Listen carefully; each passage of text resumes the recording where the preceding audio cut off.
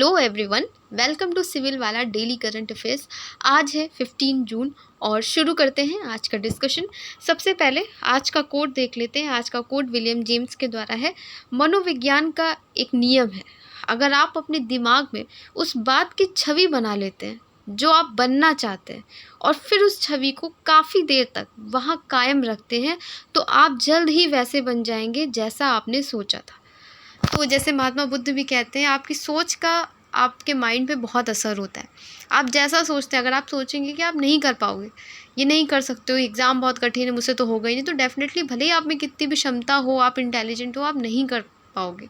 लेकिन अगर आपने सोच लिया है कि मैं ये चीज़ कर सकता हूँ, आपने उस पोजीशन में खुद को देख लिया है, इसमें लिखा है ना कि ऐसी छवि बना लेते हैं। मान लीजिए आपने सोच लिया, आपने आपको उस जगह पे इमेजिन कर लिया है, जो भी आप बनना चाहते हैं, एसडीएम, डीएसपी, आईएएस ऑफिसर, जहाँ भी आप जाना चाहते हैं, वो उस छवि को अगर आप अपने मन में बना लेते हैं और आप सोचते हैं कि अब मुझे सोच तो लिया ही, मुझे इसको रियलिटी में भी बदलना है, तो आप डेफिनेटली वो चीज़ कर सकते हो।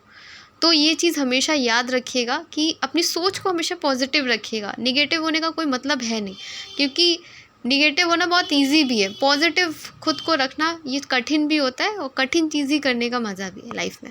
अब शुरू करते हैं आज का डिस्कशन। सबसे पहले कल जो क्वेश्चन था उसका आंसर देख लेते हैं। कल जो क्वेश्चन मैंने आपसे पूछा था कि मोदी कैबिनेट 2024 में कितनी महिलाएं शामिल हैं, how many women are included in Modi cabinet 2024, जिसका आंसर हमारा था 7। तो मोदी कैबिनेट में इस बार कितनी महिलाएं हैं? 7, और ये इम्पॉर्टेंट क्वेश्चन भी है। नेक्स्ट क्वेश्चन है हमारा कि प्रेमा खांडू हाल ही में किस पूर्वोत्तर राज्य के मुख्यमंत्री बने। जब कोई हमारा नॉर्थ ईस्ट का जो स्टेट है होता है, न्यूज़ में रहता है, क्योंकि उस पर ज़्यादा नज़र जाती नहीं है, इसलिए वो जो क्वेश्चन होते हैं वो इम्पॉर्टेंट बन सकते हैं। और अभी क्या है कि ये सारी चीज़ें न्यूज़ में है, नए जो चीफ मिनिस्टर्स बने हैं, लोकसभा इलेक्शन न्यूज़ में है, तो अभी हो सकता है कि आपको लग रहा होगा कि थोड़ा सा ईजी है, लेकिन एग्ज़ाम के टाइम पे यहाँ से क्वेश्चन आपसे फ्रेम हो सकते हैं। ठीक है, तो ये याद रखिएगा अभी के लिए कि Prema Khandu recently become the chief minister of which north east state. तो ये हमारा आंसर है अरुणाचल प्रदेश। और एक्स्ट्रा इन्फॉर्मेशन पूछी जा सकती है, जैसे कि क्या है, मुख्यमंत्री पेमा खांडू ने 13 जून 2024 को ईटानगर के डीके स्टेट कन्वेंशन सेंटर में लगातार तीसरी बार शपथ ली। तो आपसे हो सकता है स्टेटमेंट में डायरेक्ट ये ना पूछें कि ये कहाँ के सीएम है, लेकिन स्टेटमेंट में आपसे पूछ सकते हैं, कैपिटल पूछ सकते हैं, जैसे ईटानगर है, कितनी बार शपथ ली है, पहली बार इन्होंने ली है, तो इस तरीके से क्वेश्चन फ्रेम हो सकता है। और बस यही इसमें इंपॉर्टेंट था। नेक्स्ट क्वेश्चन की तरफ बढ़ते हैं। कौन सा देश 2025 में पुरुष जूनियर हॉकी विश्व कप की मेज़बानी करेगा? Which country will host men's junior hockey world cup in 2025? तो उसका ऑप्शन ए है जर्मनी, बी है फ्रांस, सी है इंडिया और डी है मलेशिया। करेक्ट आंसर है हमारा इंडिया। तो इंडिया काफ़ी सारी चीज़ों की मेज़बानी अब कर रहा है, जैसे लास्ट ईयर G20 की थी, तो ये बहुत अच्छा जो है सिग्नल होता है किसी भी जो है देश के लिए। तो अब जो है पुरुष हॉकी की जूनियर की जो मेज़बानी है 2025 में, वो कहाँ होगी? इंडिया में होगी। अंतर्राष्ट्रीय हॉकी महासंघ ने दिसंबर 2025 में 24 टीमों की भागीदारी वाले पहले FIH हॉकी पुरुष जूनियर विश्व कप की मेज़बानी के लिए भारत को चुना है। यह निर्णय हॉकी के में अवसरों का विस्तार करने और विविधता को बढ़ावा देने की FIH रणनीति के अनुरूप है। तो ये याद रखिएगा कि कहाँ पे हो रहा है विश्व कप, ये कब होगा? 2025 में होगा। कौन मेज़बानी करेगा? भारत करेगा। भारत करेगा, इसलिए और इम्पोर्टेंट हो जाता है। हाल ही में किस संगठन ने वैश्विक आर्थिक संभावना रिपोर्ट जारी की है? Which organisation recently release global economic prospects report? Option A है वर्ल्ड बैंक, बी है UNEP united nation environment programme, C है UNDP और डी है ILO। तो ग्लोबल इकोनॉमिक प्रॉस्पेक्ट रिपोर्ट किसकी है? तो ये हमारी वर्ल्ड बैंक की है। तो याद रखिएगा इस तरीके की जो रिपोर्ट्स हैं वो एग्ज़ाम के लिए इंपॉर्टेंट होती है, पूछी जाती है। इवन डायरेक्ट अगर जब भी UPSC में क्वेश्चन आना होता है 1 लाइनर वाला, तो रिपोर्ट से रिलेटेड वहाँ भी आता है क्वेश्चन। तो ये याद रखिएगा, और इन रिपोर्ट्स को आप अपने मेंस आंसर राइटिंग में भी कोट कर सकते हो। अगर आप इससे आंसर अपना शुरुआत करते हो तो उसका इम्पैक्ट जो होता है वो ज़्यादा पड़ता है एग्जामिनर के माइंड पे। तो याद रखिएगा कि वैश्विक आर्थिक संभावना रिपोर्ट जारी की गई है किसके द्वारा? वर्ल्ड बैंक के द्वारा। एक्सप्लेनेशन देख लेते हैं। विश्व बैंक की जून 2024 की वैश्विक आर्थिक संभावना रिपोर्ट ने 2025 के लिए भारत के सकल घरेलू उत्पाद की वृद्धि दर के पूर्वानुमान को संशोधित करके कितना कर दिया? 6.6% कर दिया, जो जनवरी में था 6.4%। और 2024-25 में भारत सबसे तेज़ी से बढ़ने वाली मुख्य जो है प्रमुख अर्थव्यवस्था बनेगा। और 2025-26 के लिए पूर्वानुमान 6.5 से बढ़ाकर 6.7 कर दिया गया। तो ये तो इम्पॉर्टेंट बात है। नेक्स्ट क्वेश्चन की तरफ बढ़ते हैं। हाल ही में अगले स्थल सेना अध्यक्ष के रूप में किसे नियुक्त किया गया है? Recently who has been appointed as the next chief of the army staff? Option A है मुकेश चड्ढा, बी है उपेंद्र द्विवेदी, सी है धीरेन्द्र सिंह और डी है मंजीत कुमार। और सही आंसर है हमारा उपेंद्र द्विवेदी। आप देख सकते हैं यहाँ पे जो है उन्हें चूज़ किया गया है एज अ आर्मी स्टाफ के तौर पे। तो ये याद रखिएगा। लेफ्टिनेंट जनरल उपेंद्र द्विवेदी को जनरल मनोज सिंह पांडे की जगह सेना प्रमुख नियुक्त किया गया है। 1 जुलाई 19, ये डेट ऑफ बर्थ वगैरह याद करने की ज़रूरत नहीं, बस आप अपना इनका नाम याद रखिएगा कि जो हमारे army next chief of the army staff कौन है, वो है उपेंद्र द्विवेदी। नेक्स्ट क्वेश्चन की तरफ बढ़ते हैं। नेक्स्ट क्वेश्चन, हाल ही में किस राज्य ने राज्य में बालिका शिक्षा को बढ़ावा देने के लिए Mukhyamantri Nijut Moina scheme to promote girl education शुरू की है? Which state recently launch the Mukhyamantri Nijut Moina scheme to promote girl education in this state? Option A है मणिपुर, बी है नागालैंड, सी है सिक्किम और डी है असम। तो एम्पावरिंग गर्ल के लिए ये शुरू की गई है, याद रखिएगा। ये कहाँ की है? असम की। तो इस तरीके की जो स्कीम्स होती हैं वो पूछ ली जाती हैं एग्ज़ाम में, तो याद रखिएगा। इसमें क्या होगा? असम सरकार ने बालिका शिक्षा को बढ़ावा देने और बाल विवाह को समाप्त करने के लिए जून 2024 में मुख्यमंत्री निजुत मोइना योजना शुरू की है। राज्य मंत्रिमंडल द्वारा स्वीकृत इस योजना के तहत लगभग 10 लाख छात्राओं को वित्तीय सहायता प्रदान की जाएगी। और इसमें क्या होगा कि उच्चतर माध्यमिक शिक्षा प्राप्त करने वाली लड़कियों के 1000 रुपये मासिक, डिग्री पाठ्यक्रम में पढ़ाने वाली लड़कियों को 1200 रुपये और स्नातकोत्तर जो है या बीएड कार्यक्रमों में पढ़ाने वाली लड़कियों को 2500 रुपये दिए जाएंगे। तो ये याद रखिएगा। और वैसे अलग से पूछी जा सकती है जो है कहाँ की योजना है।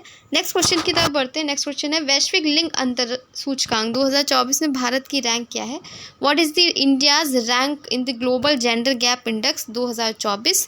ऑप्शन ए है 120, ऑप्शन बी है 123, 123, सी है 127 और डी है 129। तो करेक्ट आंसर है हमारा ऑप्शन डी 129 है। ग्लोबल जेंडर गैप इंडेक्स है, उसमें रैंक हमारी 129 है। विश्व आर्थिक मंच के द्वारा ये जो है रिपोर्ट निकाली जाती है, ग्लोबल जेंडर गैप इंडेक्स निकाला जाता है। इंडेक्स 2024 रिपोर्ट पेश की। पिछले साल की तुलना में भारत इस साल 2 स्थान नीचे गिर गया है और 129वें स्थान पर आ गया है। पिछले 1 दशक पहले स्थान पर रहने वाला आइसलैंड ने भी इस बार अपना पहला स्थान, हमेशा most of the time Iceland ही जो रहता है वो टॉप पे रहता है। भारत के पड़ोसी देशों की बात करें तो भारत से पहले आते हैं बांग्लादेश, नेपाल 111 में है, श्रीलंका 125, भूटान 124 और पाकिस्तान 145वें स्थान पर है और भारत 129वें। तो जहाँ भी जेंडर गैप के बारे में आपको लिखना हो वहाँ पे ये रिपोर्ट से आप शुरुआत कर सकते हैं आंसर का। तो अब चलते हैं नेक्स्ट क्वेश्चन की तरफ। नेक्स्ट क्वेश्चन है हमारा, अंतर्राष्ट्रीय खगोलीय संघ ने मंगल ग्रह पर एक क्रेटर का नाम किसके नाम पर रखा है? After whom has the international astronomical union named a crater on Mars? Option A है प्रोफेसर देवेंद्र लाल, बी है सीवी रमन, सी है सत्येंद्र नाथ बोस और डी है विक्रम साराभाई। तो ये यहाँ पे आप इमेज में भी देख सकते हैं, यहाँ पे प्रोफेसर देवेंद्र लाल के नाम पर जो है क्रेटर का नाम रखा गया है। हाल ही में अंतर्राष्ट्रीय खगोलीय संघ IAU ने मंगल ग्रह पर थॉर्सिस ज्वालामुखी क्षेत्र के भीतर 3 क्रेटरों का नाम भारत के विज्ञान समुदाय और भारतीय स्थानों के नाम पर रखा है। प्रोफेसर देवेंद्र लाल के सम्मान में सबसे बड़े क्रेटर का नाम लाल क्रेटर रखा गया है, यहाँ पे आप देख भी सकते हैं। ठीक है, तो यहाँ पे याद रखिएगा कि कहाँ किससे रिलेटेड है, तो मंगल ग्रह से रिलेटेड है, तो आप ये याद रखिएगा। जबकि हिल्सा क्रेटर का नाम भारत के बिहार के हिल्सा शहर के नाम पे रखा गया है। नेक्स्ट क्वेश्चन की तरफ बढ़ते हैं। नेक्स्ट क्वेश्चन है, हाल ही में कंटेनर पोर्ट प्रदर्शन सूचकांक किसने जारी किया है? Who recently release the container port performance index? Option A है वर्ल्ड इकोनॉमिक फोरम, बी है वर्ल्ड बैंक, सी है यूनेस्को और डी है नन ऑफ दीज। तो ये हमारी रिपोर्ट जो है कंटेनर पोर्ट परफॉर्मेंस इंडेक्स जो है वो विश्व बैंक के द्वारा रिपोर्ट ये जारी की गई। तो ये रिपोर्ट बहुत इंपॉर्टेंट होती है, काफ़ी पूछी जाती हैं दोनों ही एग्जाम्स में। विश्व बैंक ने हाल ही में जो है कंटेनर पोर्ट परफॉर्मेंस इंडेक्स जारी किया है विश्व बैंक ने, तो ये बस ये याद रखिएगा। और विशाखापत्तनम को पोर्ट अथॉरिटी ने इस रैंकिंग में 18वां स्थान दिया है। ये आपसे स्टेटमेंट में पूछा जा सकता है, तो ये याद रखिएगा। नेक्स्ट क्वेश्चन की तरफ बढ़ते हैं। नासा भारत में मल्टी ड्रग प्रतिरोधी रोगजनकों पर शोध करने के लिए किस आईआईटी के साथ सहयोग करेगा? NASA is collaborating with which IIT in India to research multi drug resistant pathogens? Option A है आईआईटी दिल्ली, बी है आईआईटी मद्रास, सी है आईआईटी वाराणसी और डी है आईआईटी मुंबई। तो इसका करेक्ट आंसर है हमारा आईआईटी मद्रास। आईआईटी कोई भी न्यूज़ में होती है, मैचिंग में मिल सकती है आपको। जो है आईआईटीज़ जो भी नया इनिशिएटिव होता है आईआईटी का, वो एग्जाम के लिए इंपॉर्टेंट हो जाता है और स्पेशली यूपी पीसीएस में ऐसे क्वेश्चन आपको ज़रूर देखने को मिलते हैं। आईआईटी मद्रास भारतीय प्रौद्योगिकी संस्थान मद्रास के शोधकर्ता और नासा की जेट प्रोपल्शन लैबोरेटरी अंतर्राष्ट्रीय अंतरिक्ष स्टेशन पर मल्टी ड्रग प्रतिरोधी रोगजनकों पर शोध कर रहे हैं। आईआईटी मद्रास और नासा के जेपीएल के बीच सहयोगात्मक प्रयास वैज्ञानिक ज्ञान को आगे बढ़ाएगा और अंतर्राष्ट्रीय साझेदारी को बढ़ावा देगा। नेक्स्ट क्वेश्चन की तरफ बढ़ते हैं और आज का लास्ट क्वेश्चन भी है G7 न्यूज़ में है। G7 शिखर सम्मेलन कहाँ आयोजित किया जा रहा है? Where is the G7 summit being held? Option A है फ्रांस, बी है जापान, सी है कनाडा और डी है इटली। और आई थिंक आपको आंसर पता होगा, इटली में इसका आयोजन हो रहा है। G7 शिखर समूह सम्मेलन इटली में आयोजित किया जा रहा है। G7 अंतर सरकारी राजनीतिक आर्थिक मंच है। इसके देश जरूर याद रखिएगा, भारत इसमें शामिल नहीं है, भारत G7 का मेंबर नहीं है, पर एज अ गेस्ट उसको इनवाइट किया गया है। तो इसमें जो G7 कंट्रीज़ हैं वो है France, Germany, Italy, Japan, United kingdom, संयुक्त राज्य अमेरिका है। 1975 में जो है इसकी स्थापना हुई थी। पहले जो है G8 ग्रुप था, लेकिन जब रशिया ने क्रीमिया को हथिया लिया था तब से ये रशिया को हटा दिया गया और ये G7 बन गया। अब आज का टेस्ट क्वेश्चन देख लेते हैं। हाल ही में कंटेनर पोर्ट प्रदर्शन सूचकांक किसने जारी किया है? इसका आंसर आपको कमेंट सेक्शन में करना है। और वीडियो एंड होने से पहले हमारे जो कुछ इनिशिएटिव हैं उसके बारे में मैं बताना चाहती हूँ। एक ये है हमारा जो 23 जून से स्टार्ट हो रहा है, आपको प्रीलिम टेस्ट सीरीज़ मिलेंगी और जो फुल लेंथ टेस्ट आपको मिलेगा, ठीक है। 23 जून से स्टार्ट हो रहा है, तो इसको आप देख सकते हैं। और इसमें टोटल 20 टेस्ट रहेंगे। कब से स्टार्ट हो रहा है? 23 जून से स्टार्ट हो रहा है, तो इसको देखिएगा आप। और भी इनिशिएटिव हैं, जैसे कि RO प्रीलिम्स बैच जो है हमारा, वो जल्द ही शुरू होने वाला है, तो आप इसके टच में रहेंगे तो आपको पता चलता रहेगा। साथ ही साथ एक ये हमारा सिविल वाला प्रीमियम प्रोग्राम है, इससे काफ़ी लोग हेल्प ले रहे हैं कि आप 24/7 जो हमारी फैकल्टी है, जो अदर काफ़ी सारे सेलेक्टेड लोग भी हैं, उनसे आप अपना किसी भी टाइम अपना क्वेश्चन है, ऐसे है, चेक करवा सकते हैं। तो ये एक प्रीमियम प्रोग्राम है, आप देख सकते हैं। और ये हमारे मैनेजमेंट के लोग हैं, आप देख सकते हैं यहाँ पे आशीष सेठ सर जो है, इनका टैक्स असेसमेंट ऑफिसर के पद पर चयन हुआ है।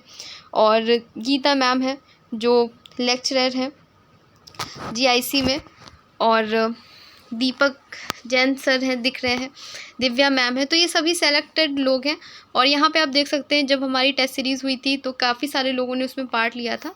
तो इस तरीके के इनिशिएटिव है हमारे। और आपका कोई भी फ्रेंड हो या जो भी आपका स्टडी ग्रुप हो, अगर कोई तैयारी कर रहा हो, वहाँ पे आप इसको ज़रूर शेयर करिएगा। तो आज का डिस्कशन यहीं तक था। मिलते हैं कल एक नए डिस्कशन के साथ। तब तक अपना ख्याल रखिए और पढ़ते रहिए। धन्यवाद।